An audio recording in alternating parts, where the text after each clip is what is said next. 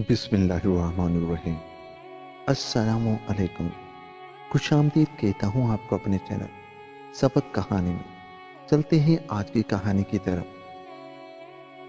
خلیفہ ہارون رشید ایک روز سر شام جعفر مسرور کے ساتھ لباس تبدیل کیے ہوئے حالات معلوم کرنے کے لیے پھر رہا تھا۔ ایک بوڑھے پاہی گیر کو دیکھا کہ بیٹھا ہوا قسمت کا گلہ کر رہا ہے۔ خلیفہ نے جعفر سے اشارہ کیا کہ حال دریافت کرو۔ جعفر بوڑھے کے پاس گیا اور ہمدردی سے پوچھا کہ چاچا کیا بات ہے، تقدیر کا شکوہ کیوں کر رہے ہو؟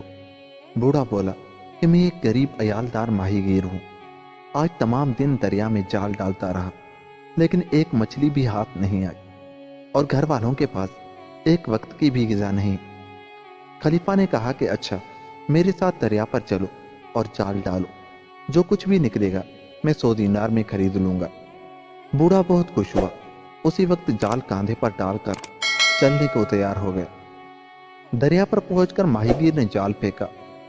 اتفاقاً جال میں ایک بھاری صندوق آ گیا۔ خلیفہ نے حسب وعدہ 100 دینار عطا فرما دی اور صندوق لے کر محل سرائے میں واپس آیا۔ صندوق کھولا گیا تو اس میں ایک جوان عورت کے ٹکڑے ٹکڑے کی ہوئی لاش برآمد ہوئی۔ خلیفہ ہارون نے جعفر کی طرف دیکھ کر کہا کہ یہ کیا ماجرا ہے؟ اتنا بڑا ظلم میرے قدموں کے نیچے ہو جائے اور کسی کو خبر تک نہ ہو۔ میں تمہیں 3 روز کی مہلت دیتا ہوں۔ اگر اس عرصے میں صحیح حالات اور قاتل نہ ملا تو تم قتل کیے جاؤ گے۔ جعفر حیران و پریشان گھر واپس آیا۔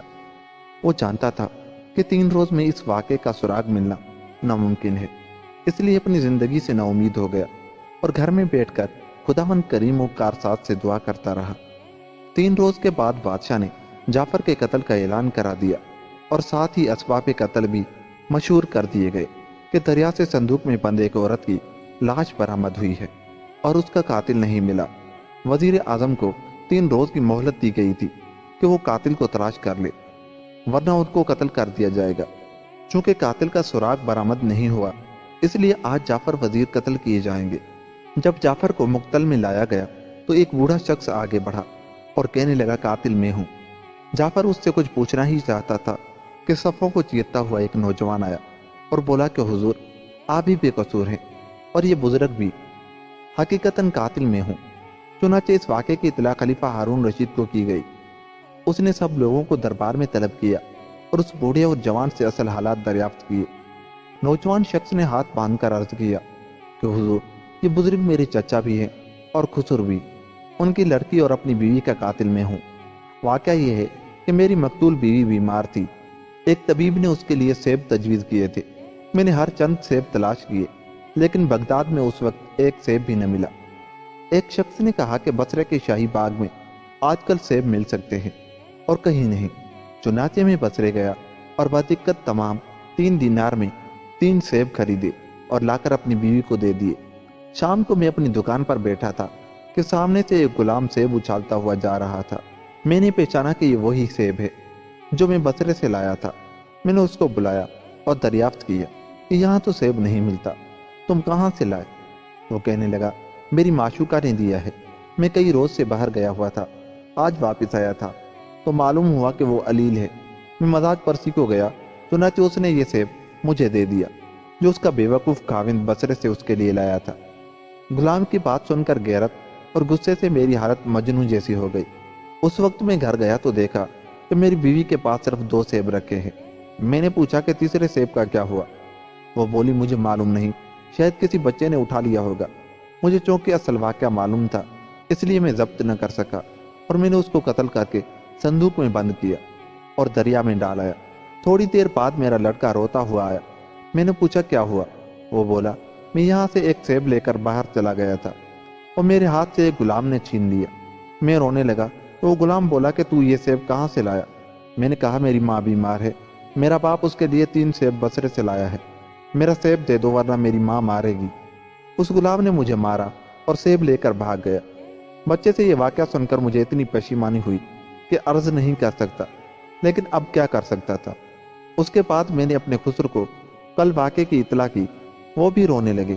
ہم ابھی ماتم داری سے فارغ نہیں ہوئے تھے کہ اطلاع ملی کہ میری بیوی کے قتل کے عوض میں جعفر وزیر اعظم بلا قصور مارے جا رہے ہیں۔ चुनाचे में वहां पहुंचा और अपने जुर्म का इकरार किया। खलीफा ने उस जवान और बूढ़े को माफ कर दिया और कहा कि असल कसूर उस गुलाम का है जिसने इतना बड़ा बोहतान तराशा, और उसके बाद जाफर को हुक्म दिया कि उस गुलाम को तलाश कराओ। जाफर ने उस नौजवान की इमदाद से हर चंद कोशिशें की, लेकिन गुलाम का कोई सुराग न मिला। जाफर बादशाह के मजाज से वाकिफ था कि अगर गुलाम नहीं मिलेगा तो वो मुझे हरगिज माफ नहीं करेगा। उसी परेशानी में अगले रोज जाफर अपनी छोटी लड़की को प्यार करके बाहर जाने लगा तो उसने महसूस किया कि लड़की के जेब में कोई सख्त चीज है। निकाल कर देखा तो वही कमबख्त सेब था जिसके लिए पहले एक कत्ल हो चुका था और अब जाफर की जान मुसीबत में फंसी हुई थी। उसने उससे पूछा कि ये सेब तुम्हें कहाँ से मिला? लड़की बोली कि मैंने अपने गुलाम रीमान से 3 दीनार में खरीदा है। जाफर ने गुलाम को तलब किया और सेब दिखाकर पूछा कि ये सेब तुम कहाँ से लाए थे? गुलाम ने कहा, हुजूर, कई रोज हुए जब मैंने ये सेब एक लड़के से छीना था। जाफर ने गुलाम को गिरफ्तार करा लिया और शहंशाह की खिदमत में लेकर हाजिर हुआ। खलीफा ने हुक्म दिया कि इस गुलाम को सरेआम कत्ल किया जावे। जाफर ने दस्त बस्ता खड़े होकर अर्ज किया कि गुलाम का भी कसूर इरादी नहीं है। उसने झूठ तो जरूर बोला, मगर इसको ये मालूम न था कि जिस शख्स से ये गलत बयानी कर रहा है वो उस लड़के का बाप है जिससे मैंने सेब छीना है। और मैं आपको नूरदीन और शम्सुद्दीन का किस्सा सुनाता हूँ जो शायद इससे भी ज्यादा अजीब है। नूरदीन और शम्सुद्दीन की कहानी। वजीर जाफर ने कहा, पिछले जमाना में मिस्र पर एक आदिल बादशाह हुकूमत करता था। उसके वजीर के 2 लड़के थे, नूरदीन और शम्सुद्दीन। एक रोज शाम को दोनों भाई बैठे हुए आपस में गुफ्तगू कर रहे थे। नूरदीन बोला कि क्या ये अच्छा हो जो हम दोनों भाइयों की शादी एक ही घर में हो जाए और एक ही रोज हम दोनों के यहाँ लड़के पैदा हों। शम्सुद्दीन ने कहा कि मेरे यहाँ लड़का और तुम्हारे यहाँ लड़की हो और उन दोनों की शादी कर दी जाए। नूरदीन ने कहा कि अच्छा बताओ, तुम मेरी लड़की को हक मेहर में क्या दोगे? बड़ा भाई शम्सुद्दीन कहने लगा, 3000 दीनार सुर्ख और 3 बाग। नूरदीन ने कहा कि मुझे इतना छोटा हक मेहर मंजूर नहीं, मेरी और तुम्हारी हैसियत बराबर है। शम्सुद्दीन को इस बात पर गुस्सा आ गया और कहा कि तुम मेरी तौहीन कर रहे हो, सुबह होने दो, मैं तुम्हें इसका मजा चखाऊंगा। गुस्से में शम्सुद्दीन दांत पीसता हुआ चला गया। नूरदीन को भी अपने भाई के सख्त अल्फाज का मलाल था। रात भर दोनों इसी फिक्र में गलतानों पहचान रहे। शम्सुद्दीन सुबह को बाप के साथ शिकार खेलने चला गया, लेकिन नूरदीन मुनासिब ज़्यादा राह लेकर बसरा की तरफ रवाना हो गया। कई रोज के थका देने वाले सफर के बाद बसरे पहुंचा और एक मकाम का इंतजाम करके तलाश रोजगार में फिरने लगा। नूरदीन एक दिन बाजार में खड़ा था कि बसरे के वजीर की सवारी गुजरी। वो भी तमाशा देखने लगा। इत्तफाकन वजीर की नजर नूरदीन पर पड़ गई और उसने अपने तजर्बा और कियाफा से अंदाजा लगाया कि ये किसी ऊंचे घराने का नौजवान है और अपने हमराहियों में से एक शख्स को हुक्म दिया कि वो नूरदीन को अपने साथ लाकर मेरे सामने पेश करे। चुनाचे एक शख्स नूरदीन के पास आया और कहने लगा, आपको वजीर आजम बुलाते हैं, मेरे साथ चलिए। नूरदीन उसके साथ चला और वजीर की खिदमत में हाजिर होकर बहुत अदब से सलाम किया। वजीर ने बड़ी शफकत से अपने पास बिठाया और दरियाफ्त किया कि कहाँ के रहने वाले हो और किस तरह यहाँ आना हुआ। नूरदीन ने जरूरी हालात अर्ज किए और कहा कि मैं मिस्र के वजीर का लड़का हूँ। बात मामलात नागवार खातिर पेश आए और मैं घर से चला आया और मैं नहीं चाहता कि अब अहले खानदान को अपनी इतला दूं। अगर खुदा ने फजल किया और मैं अपने कुव्वत बाजू से किसी काबिल हो गया तो देखा जाएगा। वजीर ने जोहर काबिल पर रख लिया था। चुनाचे नूरदीन को अपने पास रख लिया और हर रोज उसकी काबिलियत और जहानत का मोतरफ होता रहा। इस अरसे में खुफिया तराय से नूरदीन के बयान की तस्दीक भी कर चुका था। एक रोज उसने नूरदीन से कहा कि मेरी कोई नरीना औलाद नहीं, मैं चाहता हूं कि अपनी लड़की की शादी तुमसे कर दूं और बतौर फर्जिंद दामाद अपना वारिस बना लूं। नूरदीन ने मंजूर कर लिया। चुनाचे वजीर ने बड़ी धूमधाम से अपनी लड़की की शादी नूरदीन से कर दी और अपनी जायदाद का वारिस भी कर दिया। इसी असना में नूरदीन ने अपनी जाती इस्तेदाद से शहर में काफी रसूख पैदा कर लिया था और तमाम अमरा दरबार उसको पसंद करने लगे थे। वजीर ने एक रोज उसको बादशाह के सामने अपना भतीजा और दामाद की हैसियत से पेश किया। बादशाह ने दरबार में हाजिरी की इजाजत दे दी और जमरा अमरा दरबार में शामिल कर लिया। कज़ाए कुदरत से जिस रोज नूरदीन की शादी हुई थी उसी रोज मिस्र में शम्सुद्दीन की शादी भी किसी रईस शहर की लड़की से हो गई थी और 9 माह के बाद एक ही दिन बसरे में नूरदीन के यहाँ और मिस्र में शम्सुद्दीन के घर लड़की पैदा हुई। और इसी तरह वो ख्वाब जो दोनों भाइयों ने तस्वर में शम्सुद्दीन और नूरदीन ने देखा असल में हकीकत बन गया। नूरदीन ने अपने लड़के का नाम बदरुद्दीन हसन रखा बाप और नाने ने बच्चे के मुस्तकबिल का शुरू ही में फैसला कर लिया था। चुनाचे उसकी तरबियत का बेहतरीन इंतजाम कर दिया गया और ये लोग ऐश व इशरत की जिंदगी बसर करते रहे। नूरदीन दरबार शाही में जाता रहा और अपनी काबिलियत और कुव्वत कारकर्दगी से बादशाह के दिल में घर कर चुका था। जब वजीर आजम बसरा और नूरदीन के खुसर कज़ा इलाही से इंतकाल हो गया तो बादशाह ने नूरदीन को ही अपना वजीर बना लिया। शमसुद्दीन भाई से लड़कर उस वक्त तो बाप के साथ शिकार को चला गया, लेकिन वापसी पर उसको निदामत हुई कि हम ख्वाह मुखा आपस में लड़े और मैंने अपने छोटे भाई को ऐसी मलामत की जो किसी तरह मुनासिब न थी। चुनांचे वो भाई के पास आया तो मालूम हुआ कि नूरदीन किसी तरह खामोशी से निकल गया। शमसुद्दीन को बहुत सदमा हुआ और बाप को उसके चले जाने की इतला की, लेकिन वो वाकया बयान नहीं किया जो झगड़े की वजह बना था। बाप ने हर चंद नूरदीन की तलाश की, लेकिन कामयाबी नहीं हुई। मजबूरन सब्र करके खामोश हो गया। कुछ दिन बाद शमसुद्दीन की शादी हुई और उसी दौरान में बाप का इंतकाल हो गया और शाह मिस्र ने शमसुद्दीन को अपना वजीर बना लिया। लेकिन शमसुद्दीन के दिल से पशीमानी का वो एहसास न गया कि सिर्फ मेरी वजह से छोटा भाई घर छोड़ने पर मजबूर हुआ और अब खुदा जाने किस हाल में होगा। नूरदीन ने अपना जमाना वजारत में रियाया के राहत व आराम के लिए बड़े बड़े काम सर अंजाम दिए और लोग उससे इतनी ही मोहब्बत करने लगे कि शायद किसी वजीर को हासिल हुई हो। और उसी दौरान में उसका लड़का बदरुद्दीन हसन भी तालीम व तरबियत हासिल करके जवानी की सरहद में दाखिल हो चुका था। चुनाचे नूरदीन उसको अपने साथ दरबार में ले जाता और जिम्मेवार कामों की अमली तालीम देता। बादशाह भी उससे बहुत खुश रहता था। रियाया के मुफाद के कामों की निगरानी बदरुद्दीन हसन के ही सुपर्द थी और वो अवाम में इतना मकबूल था कि लोग उस पर परवाना वार निसार होते थे।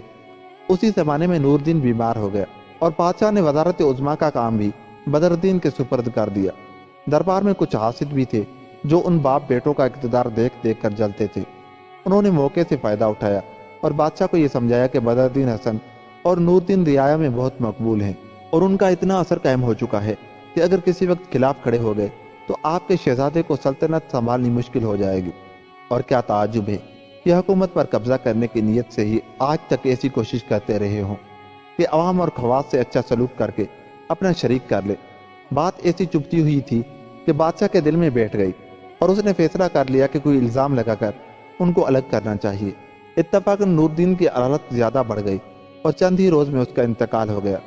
बदरुद्दीन हसन अपने बाप के गम में दीवाना हो गया और हर वक्त उसको याद करता और रोता। इस अरसे में बादशाह ने एक दूसरे शख्स को वजीर आजम मुकर्रर कर दिया और अय्याम मातम पूरे होने से पहले ही कि बदरुद्दीन हसन को गिरफ्तार कर लिया जाए और उसका माल व अमलाक जब्त कर लिया जाए। उसके बाप के नमक ख्वारों में से एक वफादार खामोशी से आया और बदरुद्दीन हसन से कहने लगा कि इसी वक्त किसी तरफ निकल जाओ, वरना मुमकिन है कि अपनी जान से भी हाथ धोने पड़े। चुनाचे जिस हाल में उस वक्त था उसी तरह घर से निकल आया और शहर से बाहर एक कब्रिस्तान में जाकर पनाह ली। नूरदीन ने मरने से पहले अपना कुल हाल सुना दिया था और एक खत भी शमसुद्दीन के नाम लिख दिया था, जिसमें कुछ ऐसे इशारे थे कि जिनको सिर्फ वही पहचान सकता था। वो बतौर तावीज़ उसके गले में पड़ा था और बदन के कपड़े थे। उसके सिवा कोई चीज़ बदरुद्दीन हसन के पास नहीं थी। इत्तफाकन उस वक्त एक यहूदी कहीं बाहर से आ गया और बदरुद्दीन हसन को इस हाल में देखकर कहने लगा कि आप यहाँ इस हाल में क्यों हैं।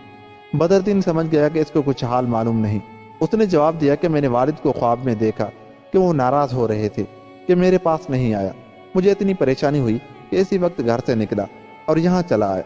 तो यहूदी कहने लगा कि आपके माल व असबाब आ रहे हैं, उनमें से फिलहाल माल मैं खरीदता हूँ। अगर आप तैयार हों तो 10,000 दीनार मुनाफा और 1 लाख असल कीमत देने को तैयार हूँ। आप मुझे तहरीर लिख दें। बदरुद्दीन हसन को यह गनीमत मालूम हुआ, चुनाचे उसने मंजूर कर लिया और तहरीर लिख दी। यहूदी ने नफे की रकम तो उसी वक्त अदा कर दी और 1 लाख रुपये की हंडी मिस्र के अपने आड़ती के नाम दे दी। उसके बाद यहूदी चला गया और बदरुद्दीन हसन वहीं एक सिमत लेट गया और सो गया। इत्तफाक उधर से एक जिन का गुजर हुआ और बदरुद्दीन हसन को देखकर ठहर गया। थोड़ी देर में एक परी आई और जिन से कहने लगी कि मिस्र के वजीर की एक बहुत ही खूबसूरत लड़की है और बादशाह ने नाराज होकर उसकी शादी एक कुबड़े साइज से करने का हुक्म दिया है। चुनाचे आज ही रात को वो शादी होने वाली है। मेरी राय में बेहतर यह है कि इस नौजवान को वहां ले चलो और कुबड़े साइज के बजाय इससे शादी करा दो। जिन ने मंजूर कर लिया और बदरुद्दीन हसन को उठाकर मिस्र ले गए। उस वक्त कुबड़ा साइज दूल्हा बनाया जा रहा था। शादी के हंगामा का शोर सुनकर बदरुद्दीन जागा और हैरान रह गया कि मैं कहाँ आया हूँ। करीब ही ताकि शोर मचाता, लेकिन जिन ने असल वाक़या बताकर उसे हुक्म दिया कि जो कुछ हम कहें वो करते रहो। जब बारात चली تو جن نے بدردین کو کبڑے کی دائیں طرف چلنے کا حکم دیا اور ایک اشرفیوں کی تھیلی دے دی کہ خوب لٹاؤ، یہ ختم نہیں ہوگی۔ بارات وزیر کے مکان پر پہنچی اور مراسم میں نکاح کی ادائیگی کا وقت آیا۔ اسی وقت جن نے قاضی صاحب کو الگ بلا کر اپنی صورت دکھائی۔ خوف کے مارے قریب تھا کہ قاضی صاحب بے ہوش ہو جائیں، لیکن جن نے انہیں تشفی دی اور کہا کہ اس مردود کبڑے کے بجائے تم خاموشی سے وزیر کی لڑکی کا نکاح اس جوان سے پڑھ دو۔ قاضی صاحب کامتے ہوئے آ کر بیٹھے اور نکاح خوانی کے وقت آہستہ سے بدردین کی طرف متوجہ ہو کر نکاح پڑھ دیا۔ کبڑا دولہا یوں ہی بیٹھا رہا۔ اتنے میں جن نے لوگوں کو دوسری طرف ایسا ڈرایا کہ ایک ہنگامہ برپا ہو گیا اور کسی کو یہ پتہ نہ چلا کہ نکاح کبڑے کے بجائے بدردین سے ہو گیا۔ جب قدر سکون ہوا اور باقی باراتی رخصت ہو گئے تو دولہا کو حجلہ عروسی میں طلب کیا گیا۔ کبڑے نے بدردین کی طرف دیکھ کر کہا کہ تم کیوں باہر نہیں جاتے؟ پری نے بدردین کو سکھا دیا تھا کہ تم کبڑے کی کسی بات کا جواب نہ دینا اور خود حجلہ عروسی میں چلے جانا، کبڑے کا ہم انتظام کر دیں گے۔ چنانچہ بدردین اندر چلا گیا اور جن بلی کی شکل بن کر کبڑے کے سامنے گرایا، پھر گدھے کی شکل بن گیا جسے دیکھ کر کبڑے میاں ڈر گئے، پھر ایک گرانڈیل بھینسا بن کر کبڑے کی طرف چلا۔ کبڑے کے ہوش و حواس جاتے رہے اور بھاگنے کا ارادہ کیا تو جن پھر آدمی بن کر اس کے سامنے آیا، کہنے لگا خبردار جو یہاں سے حرکت کی یا کسی سے تم نے اس واقعے کا ذکر کیا۔ اس کے بعد کبڑے کو الٹا کر کے دیوار کے سہارے کھڑا کر دیا اور آپ غائب ہو گیا۔ کبڑے میاں تو خوف کی وجہ سے بدستور دیوار کے سہارے الٹے کھڑے رہے، لیکن بدردین حسن اندر پہنچا، کنیز عروس تک اس کو لائیں اور پھر وزیر زادے کو مبارکباد دے کر رخصت ہو گئی۔ دلہن کو بعد منظر کبڑے کے بجائے ایک بے حد حسین نوجوان کو دیکھ کر بہت خوش ہوئی۔ بدردین حسن جن اور پری سے کل قصہ معلوم کر چکا تھا، بے تکلف دلہن کے پاس بیٹھ گیا۔ دلہن نے اس سے پوچھا کہ میں نے سنا تھا میری شادی ایک کبڑے سائز سے کی جا رہی ہے۔ بدردین نے اسے آغوش محبت میں لے کر کہا کہ تمہارا کبڑا سائز میں ہی ہوں۔ پھر دونوں دیر تک باتیں کرتے رہے اور بدردین نے دلہن کو جن اور پری کا واقعہ سنایا۔ اس کے بعد دونوں نے پہلو با پہلو لیٹ کر آرام کیا۔ سونے سے قبل بدردین نے اپنا لباس اتار کر قریب کی ایک کرسی پر رکھ دیا تھا۔ صبح کے قریب جن اور پری نے آپس میں مشورہ کیا کہ اگر صبح کو بادشاہ نے حال معلوم کر کے اس غریب کو ہلاک کرا دیا تو بہت بری بات ہوگی، اس لیے اس نوجوان کو کسی دوسری جگہ پہنچا دینا چاہیے اور کبڑے کو تاکید کر دینی چاہیے کہ وہ اس واقعے کا ذکر نہ کرے اور فوراً اس ملک کو چھوڑ کر کسی دوسری جگہ چلا جائے۔ چنانچہ پہلے تو کبڑے کے پاس گئے جو بدستور الٹا کھڑا تھا اور اس کو خوب ڈرا دھمکا کر کہہ دیا کہ اگر کل شام تک تم اس ملک میں نظر آئے تو تمہاری خیر نہیں۔ اس کے بعد انہوں نے بدردین کو اٹھایا اور دمشق کی جامع مسجد کی سیڑھیوں پر لٹا دیا۔ صبح کو جب بدردین کی آنکھ کھلی اور اپنے آپ کو اس حال میں پایا تو بہت حیران ہوا۔ نمازی اس کے چاروں طرف جمع ہو گئے اور حال دریافت کرنے لگے کہ تم کون ہو اور یہاں کیوں پڑے تھے۔ بدردین نے اپنا کل کا واقعہ سنایا تو لوگوں نے سمجھا کہ غریب کا دماغ خراب ہو گیا ہے، عجیب باتیں کرتا ہے، پرسوں بصرے میں تھا، کل مصر میں شادی ہوئی، رات وزیر زادی کے ساتھ سویا اور اب دمشق کی جامع مسجد میں آ گیا ہے۔ خود بدردین بھی سوچ رہا تھا کہ جو کچھ میں نے دیکھا وہ واقعہ تھا یا خواب۔ جب لوگوں نے زیادہ پریشان کیا تو غریب اٹھ کر ایک طرف چل دیا۔ راستے میں حلوائی کی دکان تھی، اس پر جا کر بیٹھ گیا۔ یہ حلوائی کسی زمانہ میں ڈاکو رہ چکا تھا، اب مدت سے توبہ کر لی تھی اور دکانداری کر کے اپنا گزر سفر کیا کرتا تھا۔ اس نے بھی حال دریافت کیا۔ بدردین ڈرتے ڈرتے سنانے لگا اور کہنے لگا کہ اس سے بیشتر کہ آپ مجھے دیوانہ کرا دے، اگر مناسب سمجھے تو میں جو کچھ کہہ رہا ہوں اس کی بصرے اور مصر سے تحقیق کرائے، اور اس مدت میں آپ کی دکان پر کام کرتا رہوں گا۔ آپ کو اچھی طرح معلوم ہو جائے گا کہ جو کچھ میں کہہ رہا ہوں اس میں اصلیت ہے یا نہیں۔ حلوائی بہت دانا تھا، اس نے اتنی ہی گفتگو سے اندازہ کر لیا کہ یہ نوجوان صحیح کہہ رہا ہے۔ وہ بولا کہ بے شک جو کچھ باتیں تم نے کہی ہیں صحیح ہے، لیکن میں تمہیں نصیحت کرتا ہوں کہ تم ان کا کسی سے ذکر نہ کرو، کیونکہ لوگ ان کو سمجھ نہیں سکتے، اور میں خوشی سے تیار ہوں کہ تم میرے پاس میری اولاد کی طرح رہو، میری کوئی لڑکا یا لڑکی نہیں ہے۔ بدردین نے اس کو غنیمت سمجھا اور وہ حلوائی کے یہاں رہنے لگا۔ ادھر مصر میں جب وزیر زادی بیدار ہوئی اور بدردین کو نہ پایا تو بہت حیران ہوئی، لیکن یہ خیال کر کے خاموش ہو گئی کہ شاید یہی کہیں گئے ہوں گے، کیونکہ بدردین کا مکمل لباس کرسی پر بدستور رکھا تھا۔ اتنے میں ایک کنیز حاضر ہوئی اور عرض کیا کہ آپ کے والد تشریف لاتے ہیں۔ وزیر زادی نے لباس ٹھیک کیا اور ادب سے باپ کے استقبال کو تیار ہو گئی۔ اتنے میں وزیر بار غم سے دبا ہوا اندر آیا۔ بیٹی نے سلام کیا اور اپنے باپ کے پاؤں کو بوسہ دیا۔ وزیر حیران رہ گیا کہ لڑکی تو بشاش نظر آتی ہے، کہ یہ اتنی گزر گئی ہے کہ کبڑے سائز سے شادی ہونے پر بھی خوش ہے۔ آخر وزیر نے پوچھ ہی لیا کہ بیٹی کیا تم اس کبڑے سے شادی کر کے مطمئن ہو؟ کیونکہ جہاں تک میں اندازہ کرتا ہوں اس وقت تمہیں کوئی ملال نہیں، حالانکہ بادشاہ نے جو ظلم کیا ہے میری روح تک اس سے کچل گئی ہے۔ لڑکی نے ہاتھ باندھ کر عرض کیا، قبلہ و کعبہ کیسا کبڑا؟ میرے شوہر تو ایک بہترین شریف اور صحت مند نوجوان ہیں اور شاید کسی ضرورت سے باہر گئے ہیں، یہ ان کا لباس رکھا ہے، وہ آ جائیں تو آپ ہی دیکھ لیجئے گا۔ شمس الدین یہ سن کر بہت حیران ہوا اور اپنے داماد کو دیکھنے کے لیے باہر آیا تو کیا دیکھتا ہے کہ کبڑا دیوار سے الٹا لگا ہوا کھڑا ہے۔ وزیر نے اس کو سیدھا کیا اور پوچھا کہ کیا معاملہ ہے۔ وہ کبڑا رونے لگا اور ہاتھ جوڑ کر بولا کہ مجھے معاف فرمائیے، اگر بادشاہ کا باپ بھی کہے تو میں آپ کی صاحبزادی سے شادی کرنا تو درکنار نام بھی نہ لوں گا۔ پھر اس جن کی سختی اور دھمکیاں یاد کر کے زاروں قطار رونا شروع کر دیا اور بار بار وزیر کے پیروں پر پڑتا تھا کہ اب زندگی بھر اس شہر کی طرف منہ نہیں کروں گا، بس اب آپ میری خطا معاف کر دیجئے، ورنہ وہ جن مجھے مار ڈالے گا اور میں ابھی شہر چھوڑ دیتا، لیکن وہ ظالم حکم دے گیا ہے کہ سورج نکلنے تک تو اس جگہ سے ہلا تو ٹکڑے ٹکڑے کر دوں گا۔ وزیر کبڑے کی بکواس سن کر اور بھی معتجب ہوا اور ایک غلام کو بلا کر حکم دیا کہ اس مردود کو یہاں سے نکال دو۔ چنانچہ کبڑے کو نکال دیا گیا۔ وزیر پھر بیٹی کے پاس آیا اور پوچھا کہ تمہارے شوہر آئے؟ لڑکی نے جواب دیا کہ نہیں، میرے بیدار ہونے سے پہلے ہی وہ کہیں چلے گئے، پھر مجھے کچھ معلوم نہیں، یہ ان کا لباس رکھا ہے۔ وزیر نے لباس کو الٹ پلٹ کر دیکھا تو اس میں سے اتفاقاً وہ طویز سا نکل پڑا جو بدردین کے والد نے بطور خط اپنے بھائی شمس الدین کو لکھا تھا۔ شمس الدین نے اس کو کھول کر پڑھا اور کچھ دیر سکتے کے عالم میں کھڑا رہا، پھر ہنس کر اپنی بیٹی سے کہنے لگا کہ واقعی تم سچ کہتی تھی، لیکن میں خوش ہوں کہ تمہارا شوہر میرے گمشدہ بھائی کا لڑکا اور میرا عزیز ترین بھتیجا ہے۔ وزیر زادی یہ سن کر اور بھی خوش ہوئی اور اس نے باپ سے جن و پری کا وہ قصہ بھی بیان کر دیا جو بدردین نے اس کو سنایا تھا۔ وزیر کہنے لگا کہ بیٹی وہی جن تمہارے شوہر کو کسی اور جگہ لے گیا ہے، خدا پر بھروسہ رکھو، جس نے تمہیں اس مردود کبڑے سے نجات دی وہ میرے پیارے بھتیجوں کو بھی ملا دے گا۔ وزیر نے اس واقعے کو بالکل پوشیدہ رکھا، بدردین کا لباس اٹھا کر احتیاط سے رکھوا دیا اور خاموشی سے اس کی تلاش شروع کرا دی۔ چند روز بعد بادشاہ کا غصہ بھی جاتا رہا اور اس نے شمس الدین کو بلا کر اس کا قصور معاف کر دیا اور بدستور عہدۂ وزارت پر بحال کر دیا۔ اس وقت شمس الدین نے لڑکی کی شادی کا مکمل قصہ بادشاہ کو بتایا۔ بادشاہ یہ واقعہ سن کر بہت خوش ہوا اور چاروں طرف قاصد روانہ کیے کہ جہاں کہیں بدردین کا یہ نشان ملے ڈھونڈ کر لاؤ، لیکن 9 ماہ گزر گئے اور بدردین کا کہیں پتہ نہ چلا۔ وزیر زادی کے یہاں ایک خوبصورت لڑکا پیدا ہوا، اس کا نام عجب رکھا گیا۔ نانا نے اس کی تعلیم و تربیت کا بہت اچھا انتظام کیا، لیکن زیادہ پیار و محبت کی وجہ سے بہت شریر ہو گیا تھا اور اپنے ہم سبق لڑکوں کو اکثر پریشان کیا کرتا تھا۔ ایک روز لڑکوں نے مشورہ کیا کہ اس کو شرمندہ کرنا چاہیے تاکہ یہ شرارت کرنا بند کر دے۔ چنانچہ جب سب لڑکے اکٹھا ہوئے اور کہنے لگے آؤ ایک نیا کھیل کھیلیں، اس میں پہلے ہر لڑکا اپنے باپ کا نام بتائے گا اور کسی کو معلوم نہ ہو تو اس کو نہیں کھلائیں گے۔ چنانچہ لڑکوں نے اپنے اپنے باپوں کا نام بتایا۔ جب عجب کا نمبر آیا تو اس نے اپنے باپ کا نام شمس الدین بتایا۔ لڑکے ہنس پڑے اور کہا وہ تمہارا نانا ہے، باپ کا نام بتاؤ۔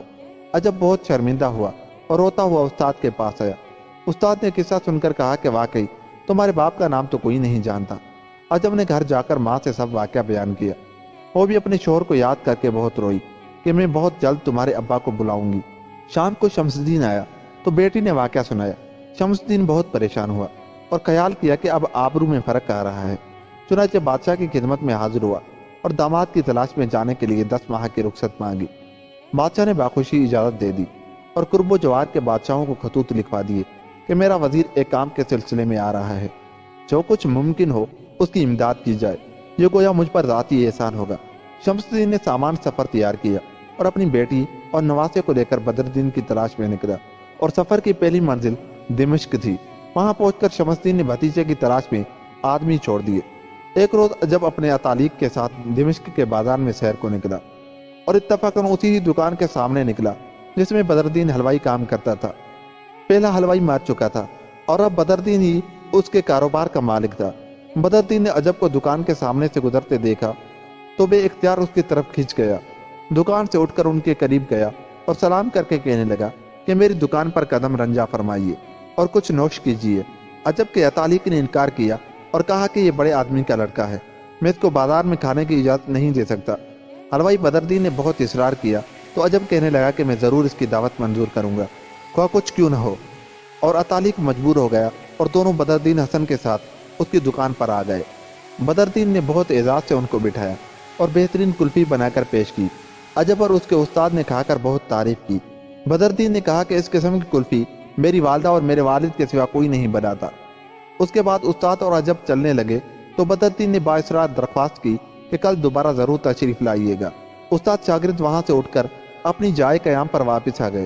3 دن ان لوگوں کا قیام رہا، لیکن پھر دوبارہ شہر جانے کا اتفاق نہ ہوا، اور جو آدمی بدردین کی تلاش میں بھیجے گئے تھے وہ بھی ناکام واپس آ گئے۔ تو شمس الدین نے بصرہ کا رخ کیا، وہاں پہنچ کر شاہ مصر کا خط پیش کیا۔ شاہ بصرہ نے بہت اعزاز و اکرام سے بٹھایا اور خط پڑھ کر کہنے لگا کہ افسوس ہے، میرا وزیر نور الدین 25 سال ہوئے انتقال کر چکا ہے، لیکن مرحوم کی بیوی بے شک یہاں رہتی ہے۔ شمس الدین دربار سے اٹھ کر اپنی بھاوت کے پاس گیا اور کل واقعہ بیان کر کے عجب پیش کیا۔ بدردین کی والدہ پوتے کو دیکھ کر بہت خوش ہوئی، بار بار سینے سے لگاتی اور زار زار روتی اور کہتی کہ خدا کا شکر ہے میرا بدردین زندہ ہے، اور آج اللہ نے میرا پوتا بھی میرے پاس بھیج دیا۔ اس کے بعد شمس الدین پھر دمشق واپس آیا اور اپنی بھاوت یعنی بدردین کی والدہ کو بھی اپنے ساتھ لیتا آیا۔ شمس الدین نے سب سے کہہ دیا تھا کہ جو کچھ خرید و فروخت کرنی ہو کر لو، کل یہاں سے کوچ ہوگا۔ سب لوگ بازار چلے گئے۔ عجب بھی اپنے استاد کے ساتھ سیر کرتا ہوا بدردین کی دکان کے سامنے سے گزرا۔ بدردین تعظیم کے لیے کھڑا ہو گیا، دونوں کو بااصرار دکان پر لایا اور بہت خاطر مدارت کی اور پھر بہترین کلفی بنا کر بیچ کی۔ شام کو سب واپس آ گئے۔ بدردین کی والدہ ہر وقت پوتے پر جان نثار کرتی تھی۔ آج اس نے بڑے اہتمام سے ان کے لیے کلفی بنائی اور رات کو کھانے پر عجب کو دی۔ عجب کی طبیعت سیر تھی، لیکن دادی کے اصرار پر کھانے لگا اور تھوڑی کھا کر چھوڑ دی اور کہنے لگا کہ دادی اماں، آج میں نے بازار میں ایک حلوائی کی دکان پر کلفی کھائی تھی۔ دادی یہ سن کر چونکی، پہلے تو اطالق کو بلا کر سخت سست کہا کہ تم میرے بیٹے کو بازار میں کھلاتے ہو۔ اطالق نے عذر کیا کہ وہ حلوائی اتنا اصرار کر رہا تھا کہ ہم انکار نہ کر سکے، اس لیے مجبوراً یہ غلطی ہو گئی۔ اس کے بعد بدردین کی والدہ نے ایک غلام کے ہاتھ اس دکان سے کلفیاں منگا کر کھائیں تو حیران رہ گئی۔ اس وقت شمس الدین کو بلا کر انہوں نے سب واقعہ بتایا اور کہا کہ تم اس حلوائی کو بلاؤ، کلفیاں میرے بیٹے بدردین کے سوا کوئی نہیں بنا سکتا۔ چنانچہ شمس الدین نے حاکم دمشق سے امداد لے کر بدردین کو گرفتار کرا کے اپنے قیام گاہ پر بلایا۔ پردے سے عجب کی ماں اور دادی نے دیکھ کر پہچان لیا اور شمس الدین کو اطلاع کر دی کہ یہی بدردین ہے۔ شمس الدین نے اس کو خیمے میں طلب کیا اور نہایت غصے کی حالت میں پوچھا کہ یہ تمہاری دکان کی کلفیاں ہیں؟ بدردین نے کہا جی ہاں، لیکن آخر میرا قصور کیا ہے جو گرفتار کر لیا گیا ہوں؟ شمس الدین نے کہا کہ یہ نہایت خراب کلفیاں ہیں اور ان کو کھا کر میرے کئی عزیز بیمار ہو گئے ہیں، اس لیے تمہیں اس کی سزا ضرور دی جائے گی۔ بدردین کی ماں بےتاب تھی کہ بیٹے کو سینے سے لگا لوں، بیوی بھی چاہتی تھی کہ شوہر سے ملوں، لیکن شمس الدین نے دونوں کو سمجھایا کہ اگر دفعتاً اس کو اتنی مسرت حاصل ہوگی تو شاید وہ خوشی سے مر نہ جائے۔ چنانچہ وہ دونوں خاموش ہو گئی۔ اس کے بعد بدردین کو ایک صندوق میں بند کر کے ساتھ لیا اور سب ہنسی خوشی مصر کی طرف روانہ ہو گئے۔ راستے میں صندوق کھول کر کھانا پانی دیا جاتا رہا اور سب غلاموں کو تاکید کی تھی کہ اس سے کوئی برا سلوک نہ کرے۔ سفر کرتے ہوئے سب لوگ مصر پہنچے تو ایک شام کو شمس الدین نے بدردین کو بلایا اور کہنے لگا اب تمہیں سزا ملنی چاہیے اور میں تمہارا قصور کسی طرح معاف نہیں کروں گا۔ اس کے بعد غلام کو حکم دیا کہ سولی تیار کراؤ تاکہ اس کو آج ہی شب کو سولی چڑھا دیا جائے۔ یہ سن کر بدردین کا خون خشک ہو گیا۔ غلام اس کو لے گئے اور پھر صندوق میں بند کر دیا۔ اس کے بعد یہ قافلہ شمس الدین کے مکان پر آ گیا۔ آتے ہی شمس الدین نے بیٹی کو حکم دیا کہ اسی طرح حجلہ عروسی تیار کر دو اور بدردین کے کپڑے وہیں کرسی پر رکھ دو، اور جب بدردین آئے تو اس پر قطعاً یہ ظاہر نہ ہو کہ 10 سال تک غیر حاضر رہا ہے، بلکہ اس کو یہی کہو کہ گویا ابھی وہ رات ختم نہیں ہوئی ہے جس میں نکاح ہوا تھا۔ چنانچہ وزیر زادی نے کل انتظامات مکمل کیے اور خود دلہن بن کر بیٹھ گئی۔ اس کے بعد بدردین کو صندوق سے نکال کر حجلہ عروسی میں پہنچا دیا، لیکن سولی کے نام سے اس کے ہوش و حواس خراب ہو رہے تھے۔ کمرے میں آ کر حیران دیکھنے لگا۔ وزیر زادی اٹھی اور بڑے پیار و محبت بھرے لہجے میں اس سے کہنے لگی کہ آپ کیا دیکھ رہے ہیں؟ میں بڑی دیر سے آپ کا انتظار کر رہی ہوں، آپ کہاں چلے گئے تھے؟ بدردین نے دیکھا کہ وہی عروسی کمرہ ہے، وہ دلہن ہے، وہی ساز و سامان ہے، حتیٰ کہ 10 سال پہلے والے میرے کپڑے بھی اسی طرح کرسی پر رکھے ہیں، گویا میں نے ابھی اتارے ہیں۔ بدردین پریشان ہو کر اپنی بیوی کی طرف متوجہ ہو کر کہنے لگا کہ میں جاگ رہا ہوں یا سو رہا ہوں؟ وزیر زادی نے ہاتھ پکڑ کر اپنے قریب کھینچتے ہوئے کہا کہ کہ آپ جاگ رہے ہیں، لیکن مجھے تعجب ہے کہ آپ ایسی باتیں کیوں کر رہے ہیں۔ بدردین نے اپنا دمشق کی جامع مسجد کی سیڑھیوں پر پڑا ہونا، لوگوں کا دیوانہ کہہ کر پریشان کرنا، حلوائی بننا، کلفیاں خراب ہونے کے جرم میں گرفتار ہونا، 1 ہفتے تک صندوق میں بند رہنا، پھر پھانسی کا حکم ملنا، کل واقعات اس کو سنائے۔ وزیر زادی ہنس کر کہنے لگی کہ شاید آپ نے خواب دیکھا ہے اور اسی لیے ایسی پریشانی کی باتیں کر رہے ہیں۔ اتنے میں شمس الدین آ گیا۔ بدردین نے گھبرا کر کہا آپ نے ہی تو سولی کا حکم دیا تھا۔ شمس الدین یہ سن کر ہنس پڑا اور بدردین کو سینے سے لگا کر خوب پیار کیا اور کہنے لگا کہ عزیز، میں تمہارا وہی چچا ہوں جس کا قصہ تمہیں تمہارے والد نے سنایا تھا۔ بڑی محنت اور مشقت کے بعد تلاش کر کے تمہیں دمشق سے لایا ہوں۔ اگر وہیں سب حال ظاہر کر دیتا تو ممکن تھا کہ تم اتنی خوشی دفعتاً برداشت نہ کر سکتی۔ تمہاری والدہ میرے ساتھ آ گئی ہے اور ان قریب تم سے ملے گی۔ وہ لڑکا جس کو دمشق میں تم نے کلفیاں کھلائی تھی تمہارا ہی لڑکا ہے۔ پھر شمس الدین نے عجب اور بدردین کی والدہ کو بلایا اور سب بچھڑے ہوئے ملے۔ صبح کو شمس الدین نے سب واقعات بادشاہ کو سنائے۔ بادشاہ نے حکم دیا کہ یہ کل واقعات لکھ کر شاہی کتب خانے میں رکھے جائے۔ جعفر وزیر نے یہ کہانی سنا کر خلیفے سے درخواست کی کہ غلام کا قصور معاف کر دیا جائے۔ چنانچہ خلیفہ نے اس کو چھوڑ دیا تھا، ایک کنیز عطا کی اور سب کو رخصت کر دیا، اور یوں یہ کہانی ختم ہوئی۔